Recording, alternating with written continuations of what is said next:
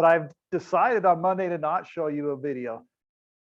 I'm going to do what I don't usually do, and I'm going to have you do a lab without me here. So I want to go over the lab now instead of try and run out of time, or try and rush it in and run out of time at the end of the hour. I will have a video as well, but let's talk about this lab. First off, you have your Netionic lab. You should work on and try and get those equations in on Monday. You okay with that? Okay.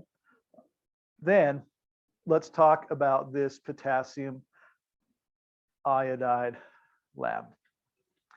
We have done a lab almost exactly like this already. So it's not like you won't know the process. What you'll have in the KI lab, you will have a sample of sugar and Ki. Now, what this sample is supposed to pretend to be is like an iodide tablet you would buy at a health store. This is a lab created from an exact AP chemistry test question in 2014. Hold on. Maybe not. Maybe. Okay, I laughed, so I'm good now.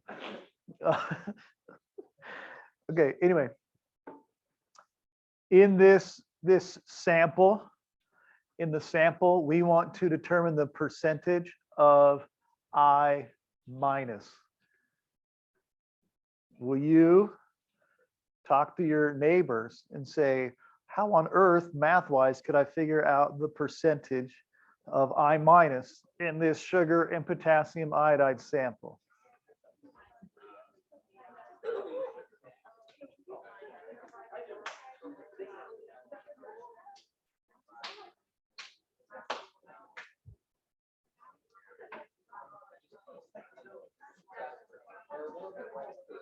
How are you today? Good. No blame? Okay. All right. Almost 100% of what I heard. Please give me. Almost everything I heard said had nothing to do with what I asked.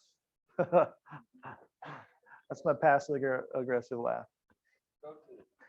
So I will remind you how to find the percentage of a whole. Not too hard, right?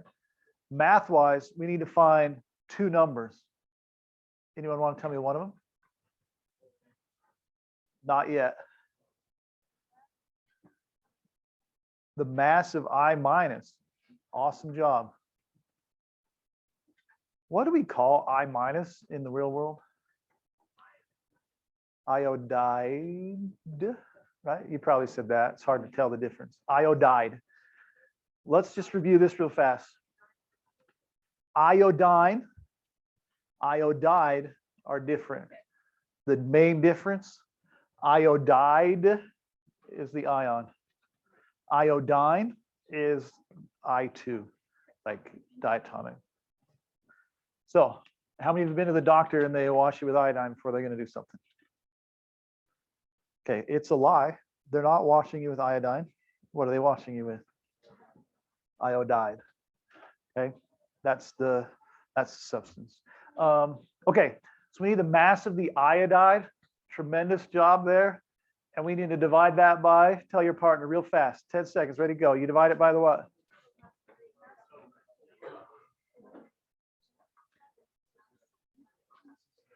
Okay, easy enough, right? Okay. So on Monday, when you do this lab, you can only find one of those two things. Guesses? The sample. Then we need to separate it and isolate the I minus, and then we can mass it. All right, so I'm going to have you dissolve this in distilled water. It has to be distilled. If you do this with tap water, everything will Fail.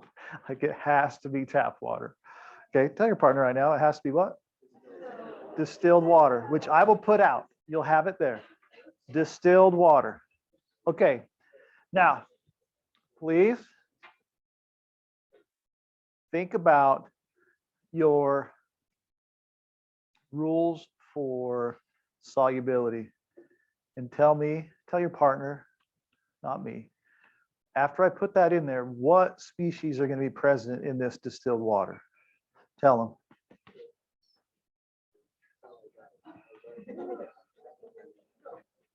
Any ideas, Keely?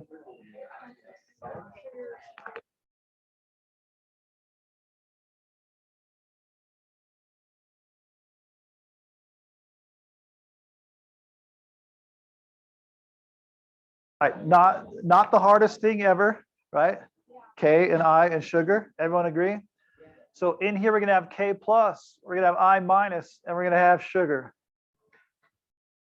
Okay, more discussion, but try to like be a little more focused here. The sugar, does it dissociate? No, tell your partner why.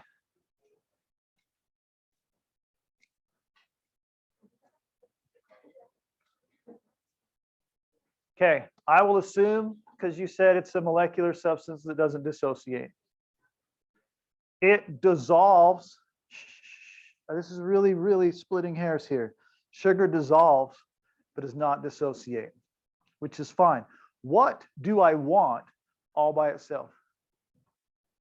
Iodine. So at least I've broken them up, right? Like this is a good, this Mexican novela or whatever, like those. Okay, we've broken up the power couple. Now we need to isolate I. Okay, mucho bueno. Well, how the heck do I get I out of there? Nope. He said, hold on, I'll get you. All right, Payne said, filter it out. And that's kind of true, but we can't yet because it's in a solution and solutions go through filter paper. Preston, next. You form a precipitate with it. Same answer? Same answer? Okay. We need it to be coupled up with something that does not dissolve. Okay. Think hard. Tell your partner one of the 4 things you could have it hang out with now.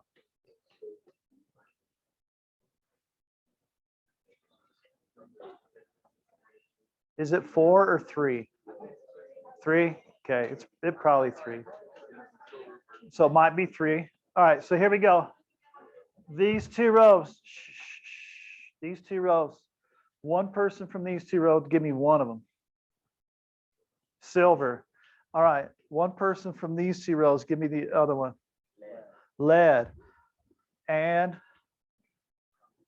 mercury. This is for me. Oh, there's a name on the front. Well, usually it has like a name written. Okay. So this is what I'm going to give you on Monday. I'm going to give you the sample. Whoops, I don't want a highlight tool. I'm going to give you the sample. We're going to have the fancy scale out here. I probably won't have it masked out because I'm lazy. We'll see. Right? I'll have distilled water and I will have 1 molar lead 2 nitrate. Those are the things that you'll be given chemically. I will give you the filter paper, a funnel, and the rack. Do you remember doing this? Okay. What I want you to do for the next maybe 5 or 10 minutes, I want you to start a new piece of paper and write your plan with your lab partner, what you're going to do on Monday. I'm going to pause this. I am now. Thank you.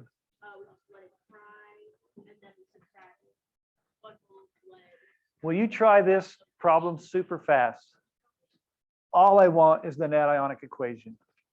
All I'm hoping for is that you can do the net ionic equation. What? Yep. and it's the short switching one.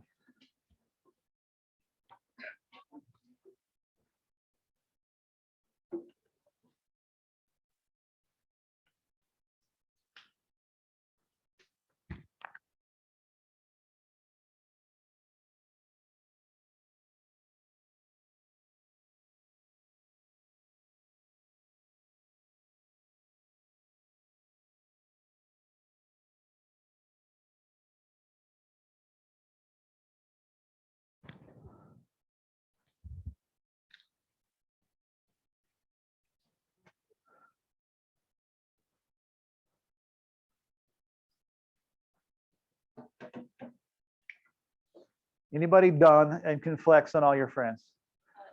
We got 2. It's a good flex, and they're not being rude, but like it's clicked, and it doesn't take long at all when it clicks, right? You're like, oh, well, that's that, and that's that. And I'm done. Now, don't be discouraged yet.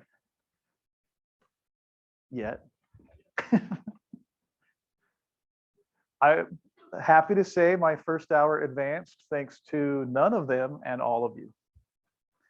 It's not really fair, but we knocked Crawford out of the round of 32. We're now in the Sweet 16. First hour is going to deliver on Monday, though, I'm sure. Hopefully. Oh, I should say Durant did bring like 20 something points, right? Yeah. So that's a good deal. Absolutely. We go up against Mumford now. What? Could be. The key is to not talk trash. If I'm quiet, we're good. How did it go? Okay.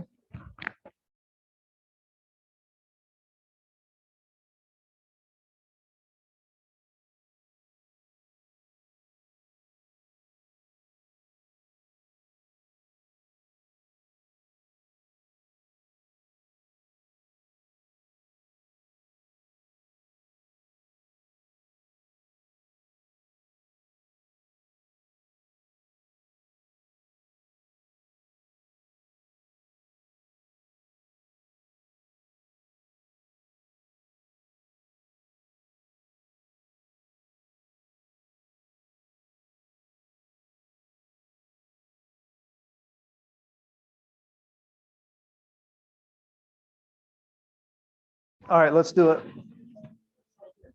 Did you have it? I think so too. Yeah.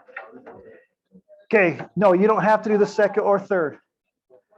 Here we are. I have learned in my life, and you can bet your ass, Tate, this thing never, you're welcome for that, everybody. This will never form a precipitate. That's really all I have to know to be able to solve it, because this will never hang out. It's like a perennial loner. So that means this substance right here is going to be AQ. Or for my net ionic equation, I'm going to ignore Na, and I'm going to ignore acetate. So what am I left with? I'm left with CO3 that has a -2 charge. I'm left with Ag that has a +1 charge. And then I'm left with Ag2CO3 solid. Now, my awesome friends, you guys have done pretty well at doing the ed puzzles. And you know the one where it says, tell me 2 things you know and 1 thing you don't? All right, we fixed a couple of those the other day. I hope at least we addressed them. I don't know if it fixed them. But now the very most common comment is, I understand everything, I just still don't know what the charges are. You know what? That's cute. It's you, not me. I don't know if this comment exists because I learned you're supposed to have a fanboy and I don't, but whatever. Okay. But the charges, we went over them. I've been encouraging you for 2 months now. And this isn't supposed to be condescending like butt kicking. It's supposed to be like, oh, I should look at them. like I've encouraged you for 2 months to learn the charges of the polyatomic ions. Yeah, we said silver is always a +1, like that should be just locked in. NH4 always a +1. These are things that are from a while ago. So I do understand that that is something you're struggling with, but that is you need to put that effort in on your side, because that's been 2 months of me trying to get you to that point. Okay. You don't have to do number 2, but I'm going to show you once it clicks, this is how fast you do it. Nitrate will never form anything. All right. Neither will potassium. So what am I left with? Lead and iodine goes to PbI2. This is what we're doing on Monday. All right. Oh, hey, look, nitrate never will. So mercury must hang out with who? Bromide. So Hg +2. Was that a 2? That might have been a 1. I covered it up. It looked like a what? Okay, there we go. It's a 2. All right. Plus, oh, I had to put a 2 here. I'm sure you were offended.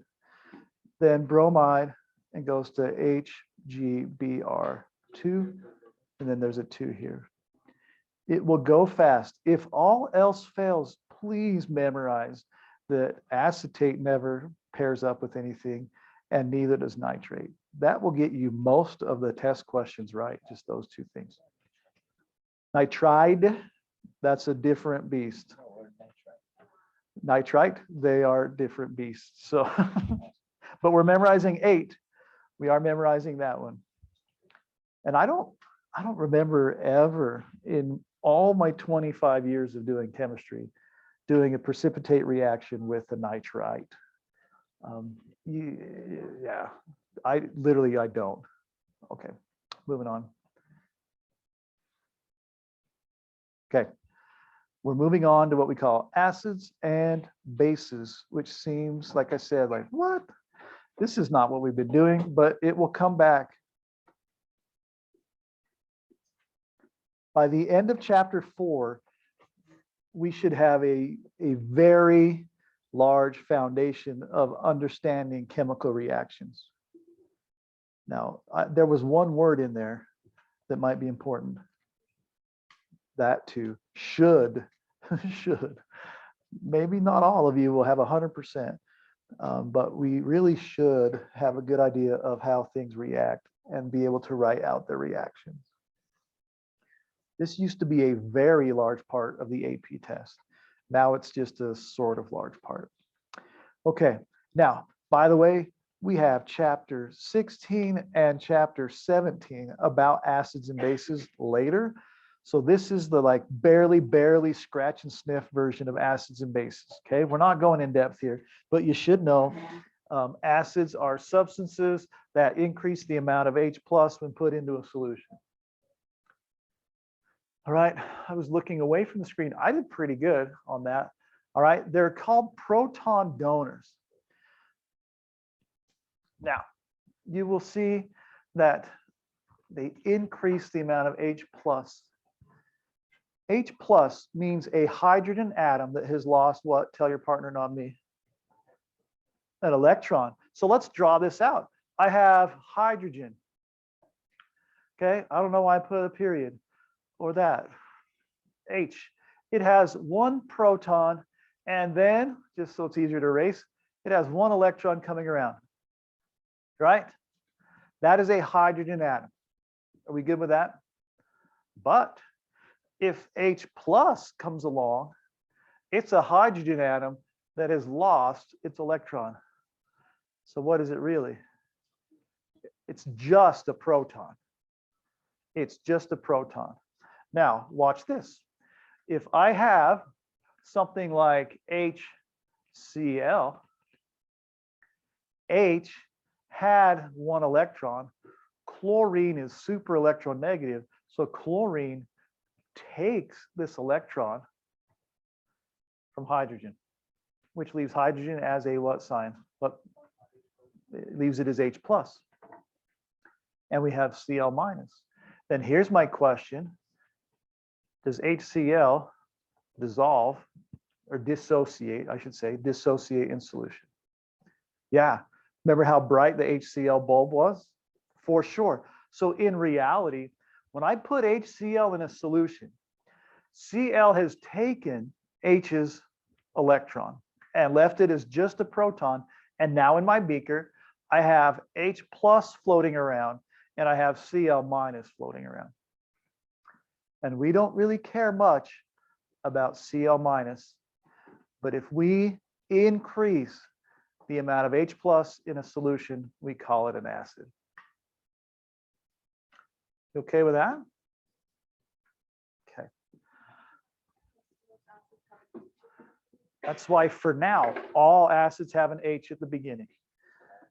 For now, there's a couple of weird ones later, but yeah, all of them have an H at the beginning. All right, so they are a substance that increases the H plus or a substance that donates a proton. Who's with me? Thumbs up. Okay, there's a whole chapter on it, so we don't need to know a ton. Now, you've probably most of your scientific life known that bases are the opposite of acids, right? So based on what I just learned, bases probably do what? Will you tell your partner for 15 seconds? Bases probably do what? They probably do what?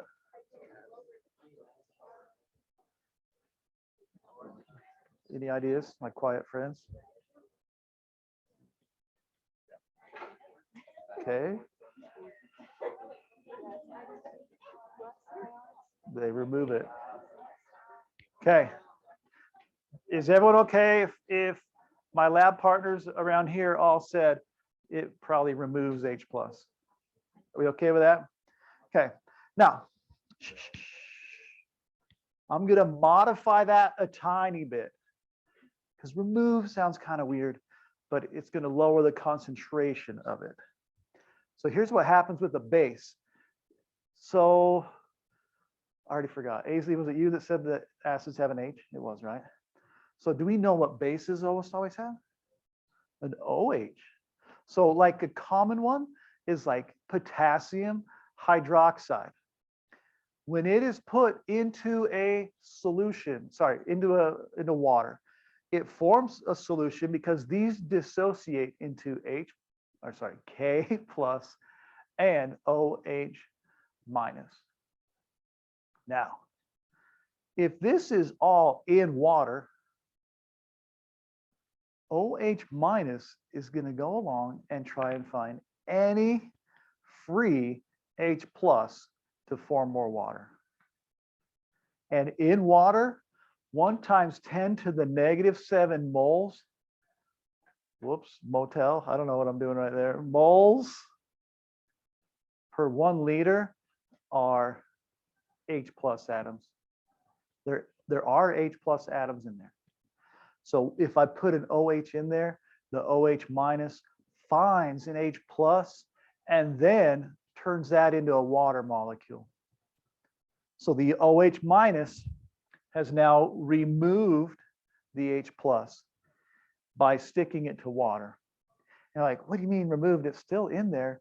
Well, it's like you at a dance when the slow song starts, the couples try and pair up and 30 seconds in, it's really hard to find someone you want to dance with, is it not? Because they're already taken. There's no boy or girl, there's couples. Does that kind of make sense? So a base sticks to an H plus and causes its concentration to go down. All right, let's see, here we go. Well, I feel like I've said that before a lot. Oh, maybe there's 2 keywords we should, or vocab words here. The H plus or the proton or the part that the acid gives off, we call hydronium. And I know that sounds kind of made up, but that is its real name. Hydronium is H plus when it's in a solution.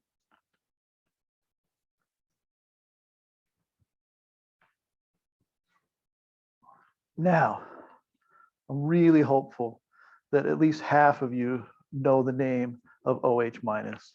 Don't say it. And you can lie right now. How many of you think you know the name to OH minus? I'm not going to ask any of you to say it out loud. So everyone raise your hands. I feel pretty good about myself. All right. OH minus has a name. It is called, help me, hydroxide. Okay. Whoa, not whatever. Those. Hydroxide is a base. Hydronium is an acid.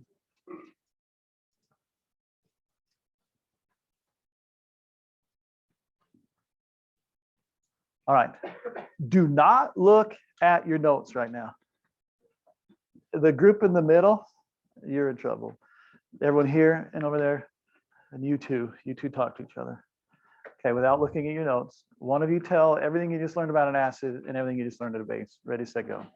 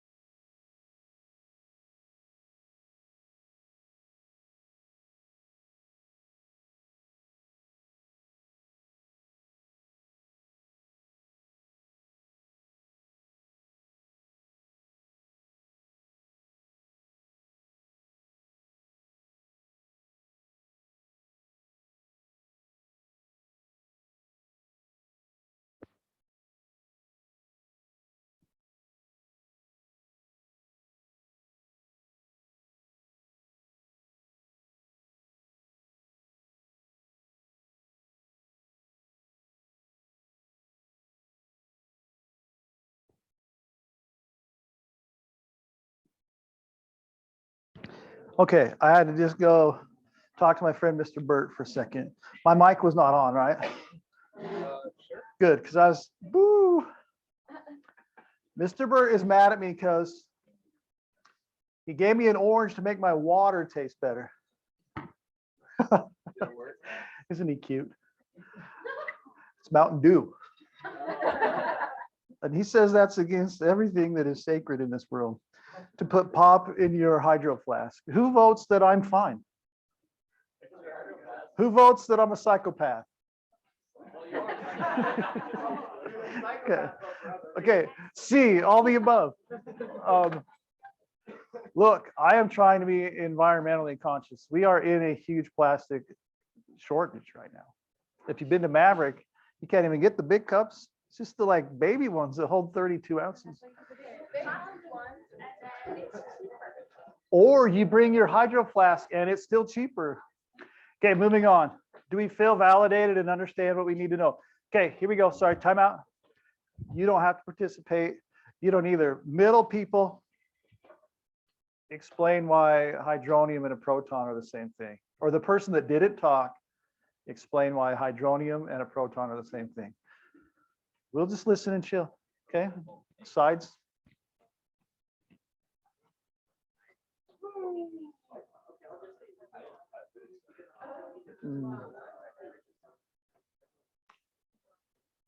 All right, I'm going to assume you all said because hydrogen loses an electron and hydrogen only has an electron and a proton, so now it's just a proton and it's the same thing.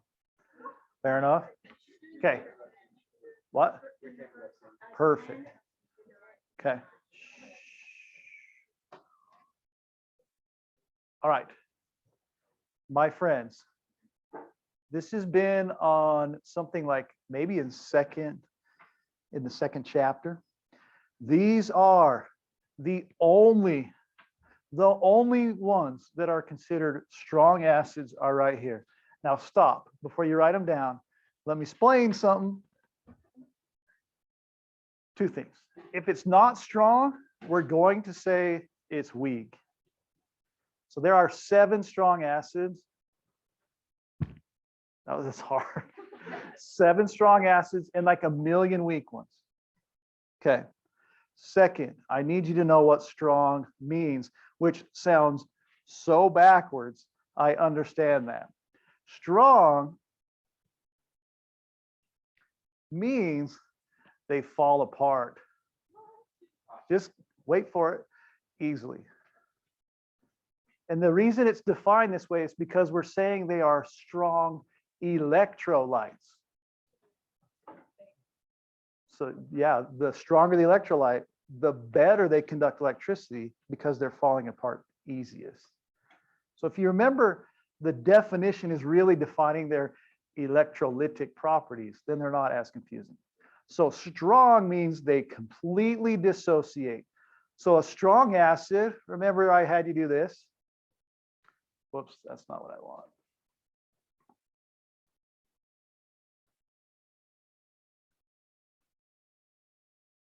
Do you remember this symbolism? A strong acid means almost none of it is together and all of it is apart. And then weak would be the reverse. We'd have a huge amount of HC2, H3O2, and just a little H plus and C2, H3O2.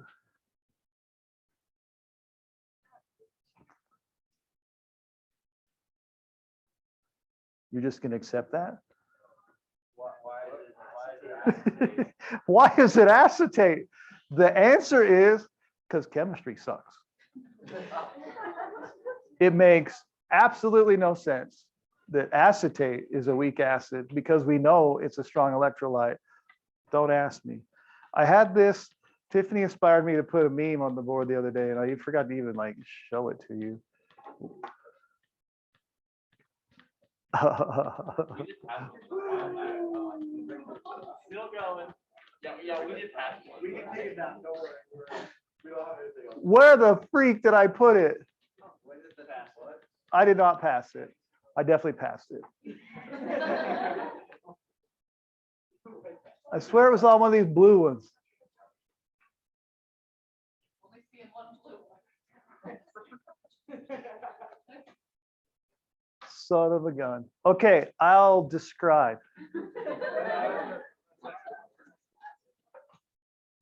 Book. Oh, yeah, I saw this. Okay. Oh, yeah, we did see it.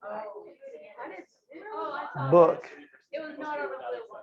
It wasn't on a blue one? Okay. And it said chemistry without exceptions. Chemistry with exceptions. And unfortunately, we're in that class. No, I do too. I only teach 2 weeks. I'm like, let's get out of here. All right. It was not on a blue one?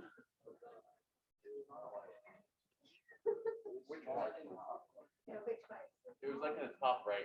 Right. It was in the top right corner of me describing the lab, which in my mind should be right here. It doesn't matter. I'm wasting time that we don't have to waste. I'm sorry. Acids, bases. Yeah, the test isn't forever. That's true, but we got a lot to do. All right, here we go. Memorize the 7 strong acids. You don't have to, but if you do, it will save you D's. Like, I mean, you can choose getting a low grade or you can memorize. Hold on.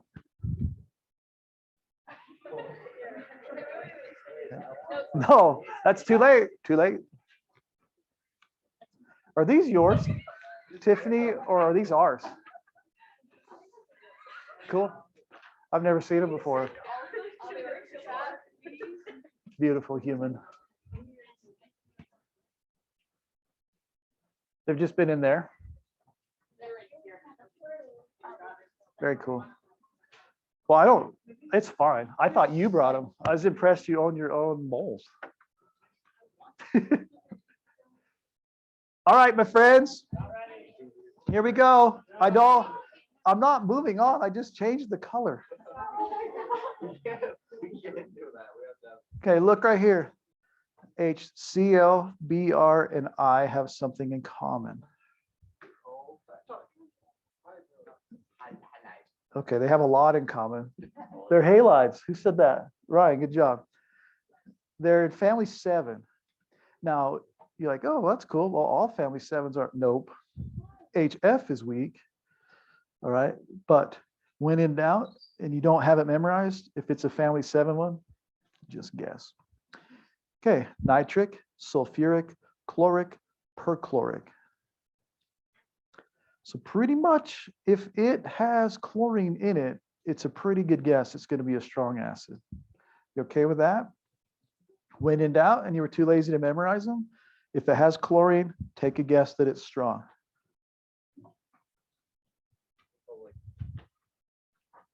Hypo? Not. Remember Aisley when he said hypo and hyper yesterday, and I'm like, you know this. And you looked at me like I had no idea what I was talking about.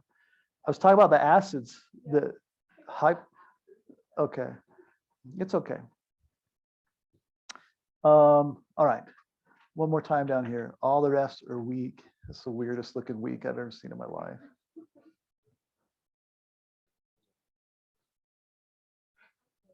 That could be a font right there. All right. So all of these in a solution will break apart. Anything else does not.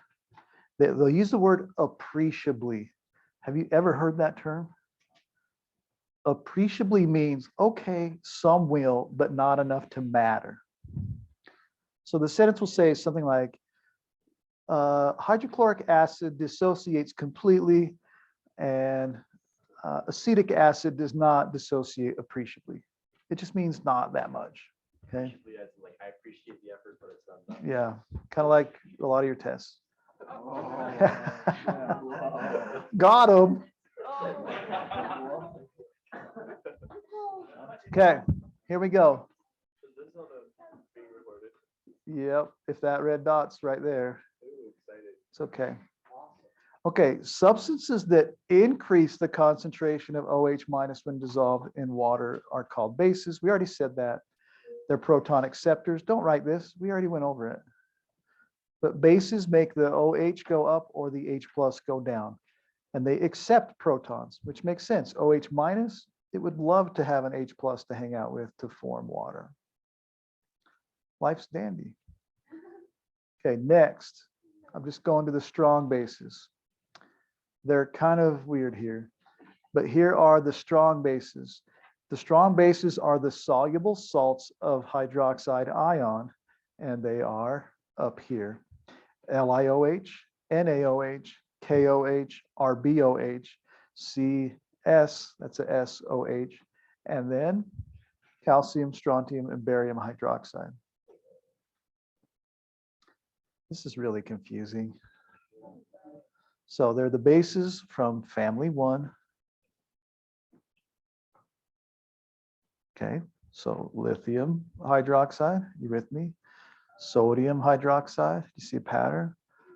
KOH, RB, is that next or cesium? Yep, RB, OH, and CSOH.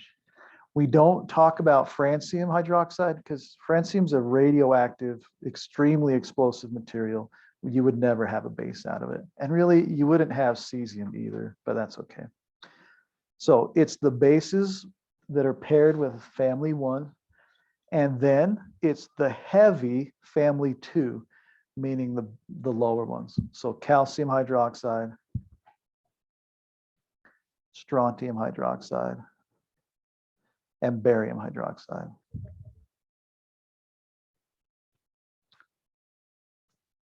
And once again, you look and you're like, well, what about radium? Well, it's radioactive, very reactive as well. So there are 1, 2, 3, 4, 5, 6, 7, 8 strong bases, which means all the other million bases are what? They're weak. They're like my shoulder.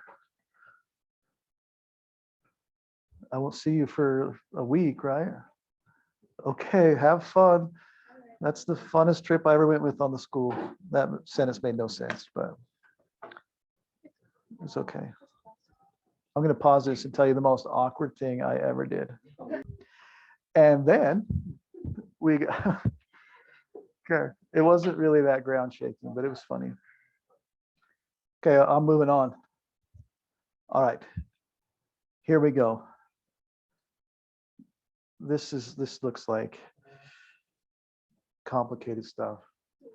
Any guesses what SA plus SB means?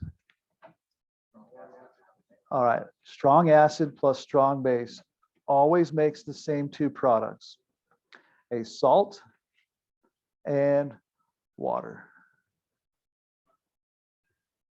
Now, salt does not always mean NaCl. It means a metal and a non-metal. But a strong acid and a strong base always make a salt, which will always be aqueous, and it will make water, which will always be a liquid. We don't talk about liquids a ton, or we haven't yet, but now here is one, and it's water. Okay, so let's tie this into what we've been talking about last 2 days. So the net ionic reaction for a strong acid and strong base is H plus OH minus makes HOH. And that's it every time. If it's a strong acid and a strong base, the net ionic is just H plus OH goes to water.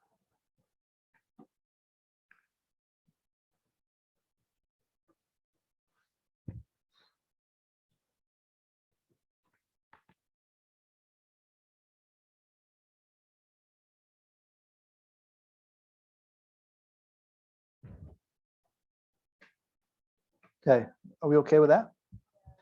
That would be because if this is a strong acid, that means this is AQ. If this is a strong base, that means AQ. And then I would have Na, which doesn't precipitate with Cl. They would just be called what? All right, spectator ions. Okay, strong acid, strong base, super easy net ionic.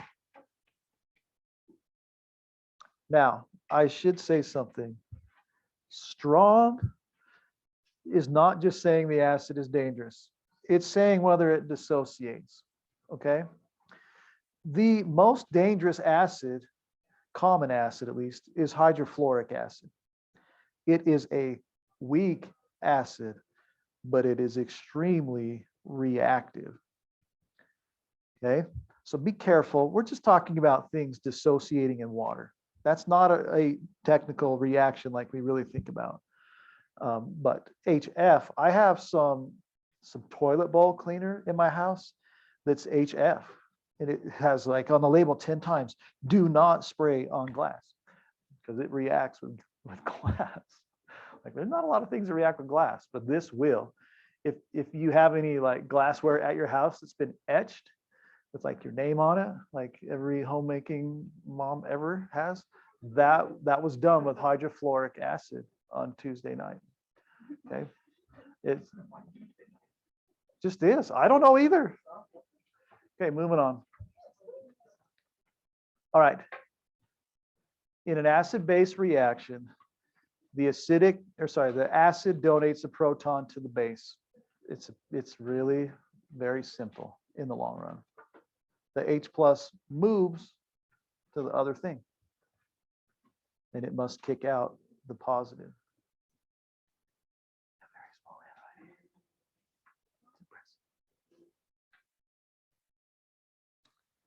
What can I teach you for the last 10 seconds?